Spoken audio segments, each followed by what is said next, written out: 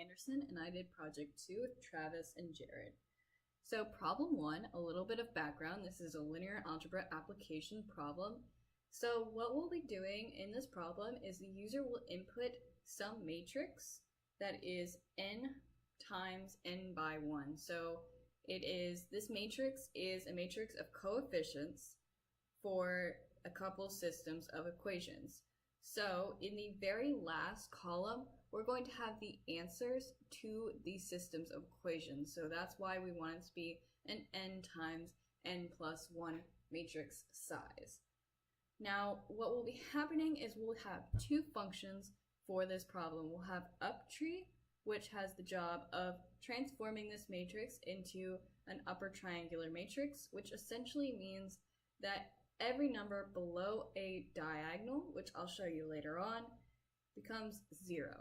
And finally, the next function will be backsub, which we'll be using in order to find the answers and what our x1 and our x2 and so forth are in these systems of equations using the upper triangular form that we found in uptree.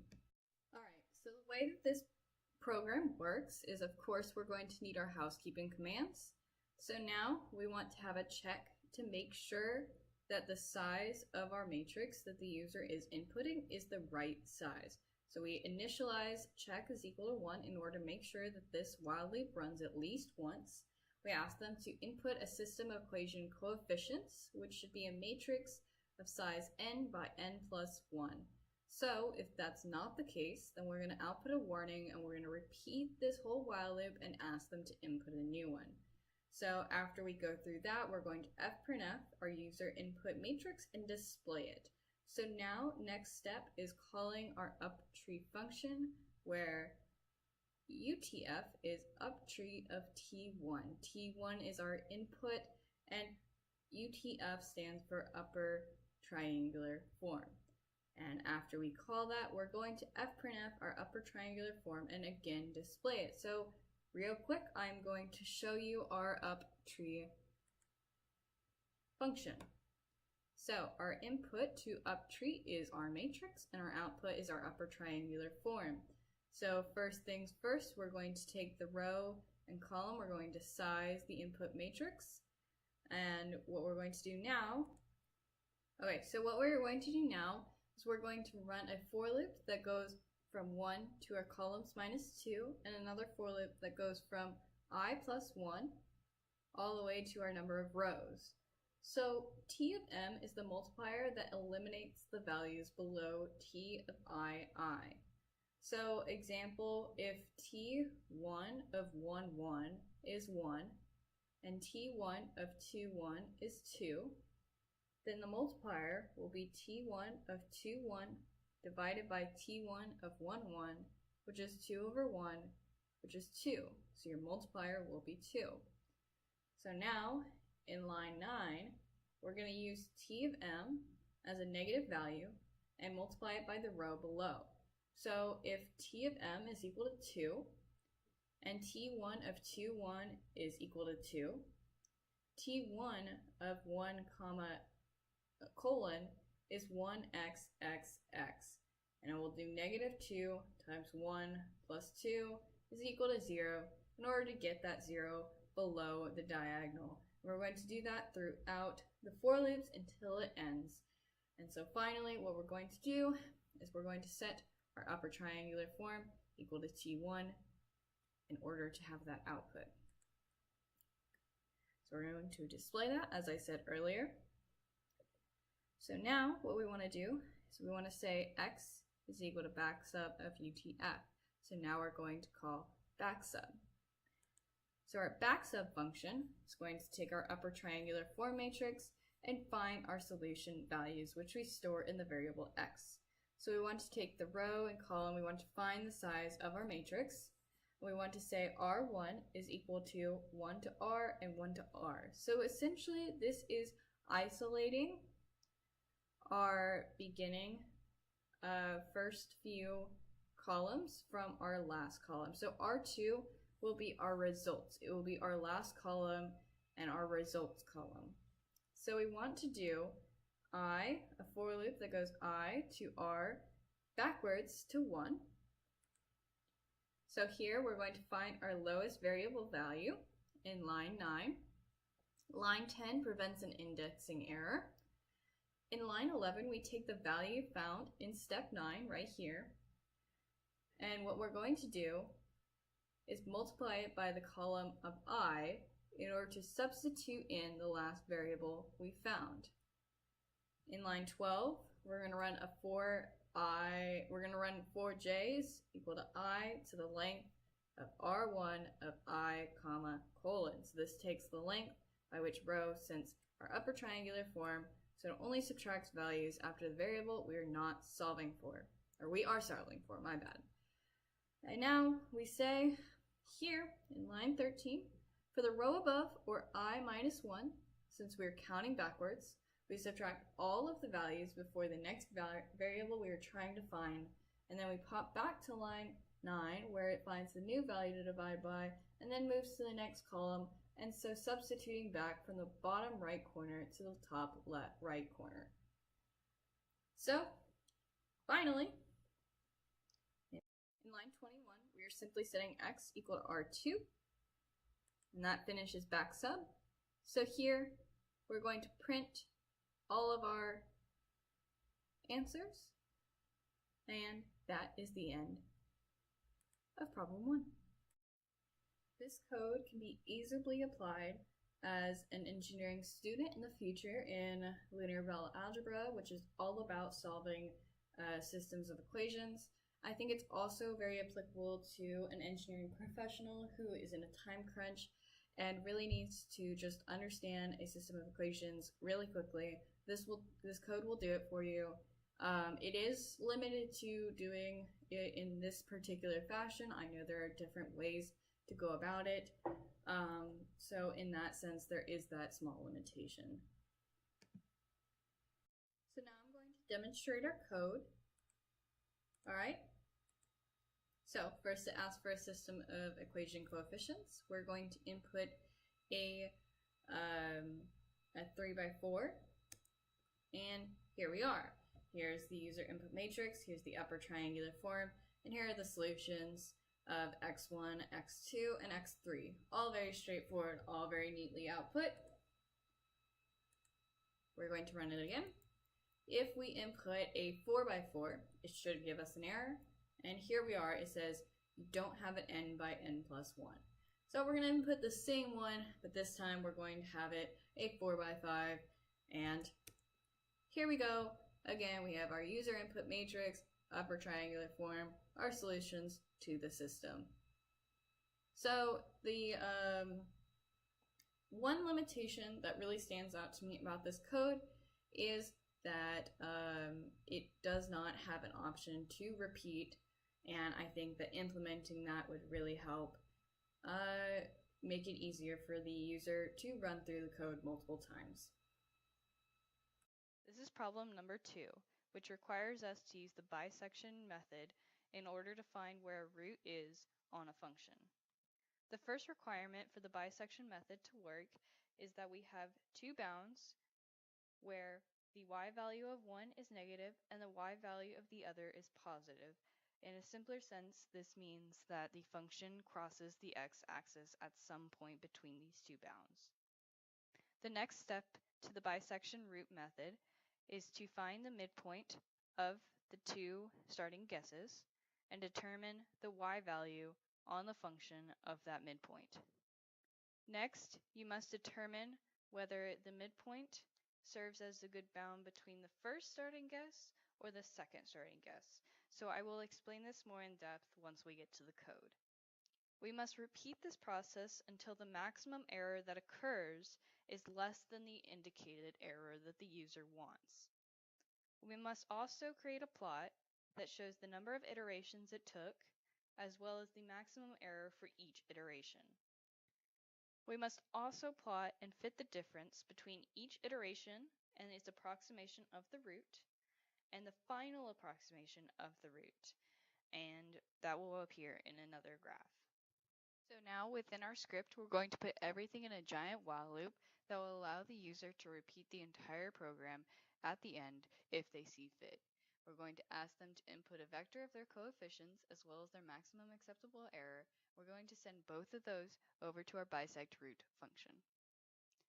Lines 7 through 19 in the bisect root function make sure that the function that the user indicated does indeed cross the x-axis and we have a root at some point between the two starting guesses that the user inputs. We do this by making sure that the y values multiplied together are not greater than or equal to 0, because if they are, that means that both of them are either negative or both of them are positive, and we don't want that. So if that is the case, then we're going to enter the while loop that starts in line 7. In this while loop, we're going to ask the user to input their two starting guesses, as well as calculate the y values that correlate with those two starting guesses. In order to do that, we have a for loop that runs from 1 to the length of c, where we have y1, where we add it on each time, looping it over and over until it's done, and the coefficient times the x value to the power of the length of c minus I. Once we find those starting bounds, we want to preserve them in order to use them in later calculations without changing the values. So we set x equal to x res, and this is our number of iterations, which is just a counter. Next, we have a while loop that only runs whenever our maximum error that occurs is greater than or equal to the maximum acceptable error that the user indicated earlier. So first, we're going to use this same thought process in order to calculate the y values of the first bound, the second bound, and the midpoint, which we find the midpoint here by simply adding the bounds indicated together and dividing by 2. So now, the y value of the midpoint times the y value of the first bound is less than 0, that is, 1 is negative and 1 is positive, then we want to keep our first x equal to our indicated x bound, and we want to change our x2 into our midpoint, and we want to say that our root approximation is our midpoint. Otherwise, if they are greater than 0, that means that our root occurs between our midpoint and our second bound, and we want to keep our second bound the same as our second bound, but we want to change our first bound into our midpoint and our root approximation into our midpoint. So now we want to add 1 to our number of iterations because we've gone through this code once, and we want to say that p of number of iterations is equal to this function, and this function simply calculates the error of each iteration. So you can see earlier we set x equal to x res. That means that these bounds are the same every single time, and the only change is the number of iterations that occurs. So if this function, which again is the max error for this iteration, is less than or equal to our maximum indicated error, then we want to exit this loop and we're all good. We can move on. We want to set our maximum error equal to this equation. And this is the end of our bisect root function. So the first things first is we're going to put everything in a while loop that allows the user to repeat the code later on if they see fit. Now we're going to ask them to input a vector of coefficients as well as the maximum acceptable error. We're going to send both of these variables over to our bisect root function. So now that we're done calling our bisect root function, we want to output some formatted outputs, which includes our maximum error, our number of iterations, the number of iterations, and the error that corresponds with each. Then we are going to plot the number of iterations, which is on the x-axis, which we do by 1 to the length of p. And then we want to put p on the y-axis, which is the error for each iteration. And again, we're just formatting here to make it all look nice. And now what we're going to want to do is we're going to want to call right here. You can see we're about to go use our bisect root 2 function. We're going to fit a polyfit here, an exponential fit specifically, to our errors that we found. And we're going to hold on. And so now you see we're going to go to our bisect root 2 function. Most of our bisect root 2 function consists of what was already in the bisect root function, as you can see, because we need to calculate, once again, all of these things. So now, what we're simply going to do, after all of that is done, so up until line 42 actually, it is all already what we've seen in bisect root. So now we're going to use a counter, a for loop that goes from 1 to the length of root approximation iterations.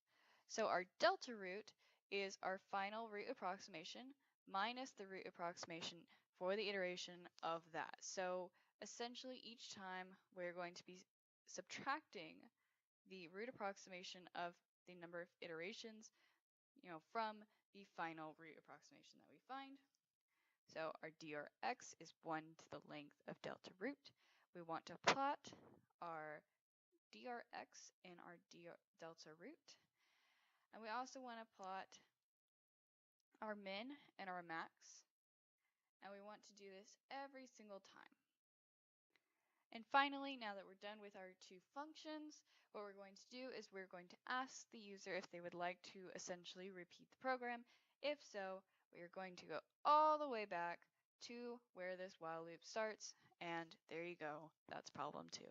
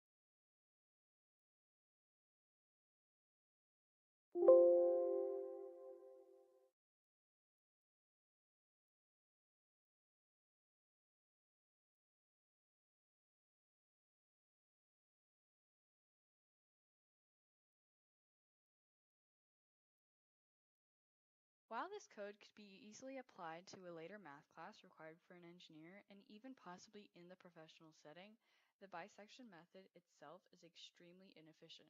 There are many more efficient ways to find the root of a function, and that is honestly the biggest limitation for this code. If you know one of the many other ways to calculate the root of a function, you'd be much better off. However, this code does offer a quick answer to a problem that may require the use of the bisection method.